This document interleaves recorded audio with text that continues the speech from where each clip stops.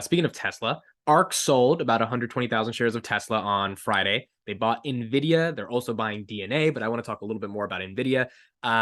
So Nvidia recently just got hit with this chip act. That's good because it's good to have chips in the United States, but it also means that we don't want our best companies selling chips to political adversaries like China. What are your thoughts on ARK getting rid of or liquidating some Tesla right now post split, buying the dip on Nvidia after selling Nvidia 4 days ago? And in general, how do you think ARK is Yeah. kind of navigating some of this? So lots of questions to unpack there, right? So when I think of ARK holding Tesla, ARK has been, one of the most ardent Tesla holders ever. They held them back way before Tesla was a popular stock at all. Their thesis on Tesla is very clear.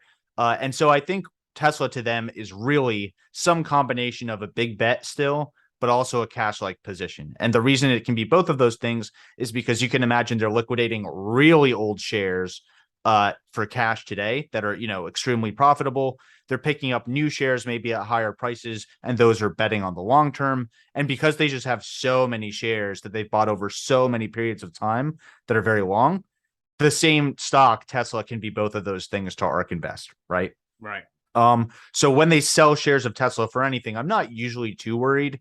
They're usually thinking probably it's overvalued in the short term compared to where they think it should be. So they're just like capitalizing on the fact that they own so many shares. And then the second part of the question is, all right, let's talk about Nvidia, right?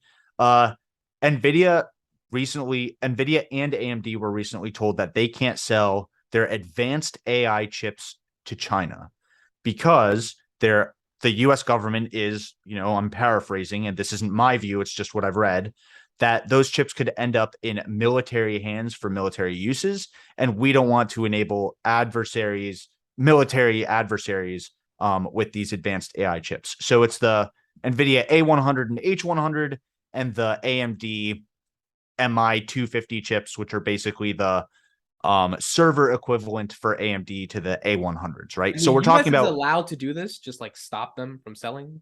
so I'm not sure exactly where the lines get drawn on what you can and can't do, through what mechanisms, but basically what's happening is the US government can control to some extent what products get sold directly to whom, where, and why, right? Like you can have embargoes, you can have tariffs and all these extra taxes for certain countries to disincentivize those sales, right?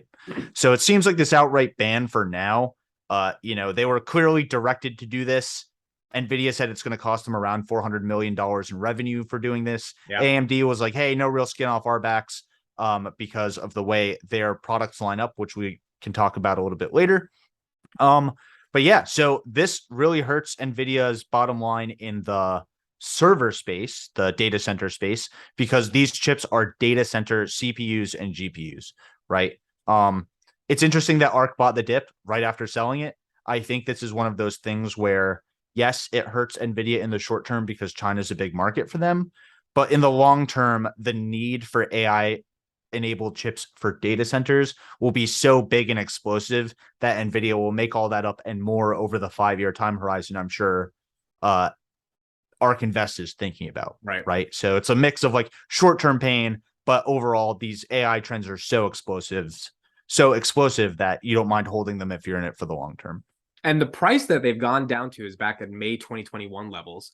So I mean, it's hard for it not to look very attractive at this level. And I mean, ARK kind of did the right thing. They sold it a little bit higher than it was 4 days later, and then they, got it at a better price at the end of the day. So I do a lot of like this analysis on ARK Invest trades over long periods of time.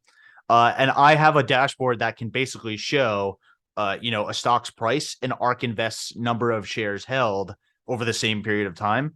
And everyone gives Cathie Wood and ARK Invest a lot of grief for their active trading, but more often than not, they sell high and buy low. It's like Right. really interesting that they get all this flack, but they really know what the value of a company should be according to them and their models, right? Whether those are right is like a different question, but they definitely have this penchant of being able to understand like, hey, the stock is overvalued given the current news and what we think. We're going to sell it. Everyone gives them grief. The stock falls. They buy it again. And the whole cycle repeats where it's like the media is crapping on them, but they're like, guys, we're turning a profit and all our trading activity like adds to our alpha. So it's this really weird, interesting thing to see where it's like, Cathie sucks. And it's like, actually, if you look at the data, she's making a lot of money, right? Like, Yeah, because the things that'll get news are like the Coinbase selling at 50 and then it runs up to 100 off a Blackstone partnership. But like the Nvidia thing is not gonna, or even the Palantir. I mean, she sold at the right time. totally.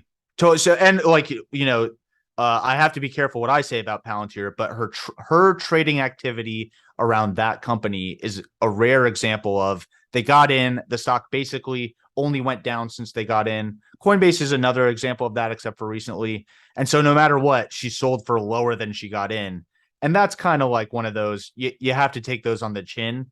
Yeah. She has a certain set of themes and performance metrics that she has to hit, like not being correlated to the index and all these other things. So she's very limited in how she can act and how she can position the funds.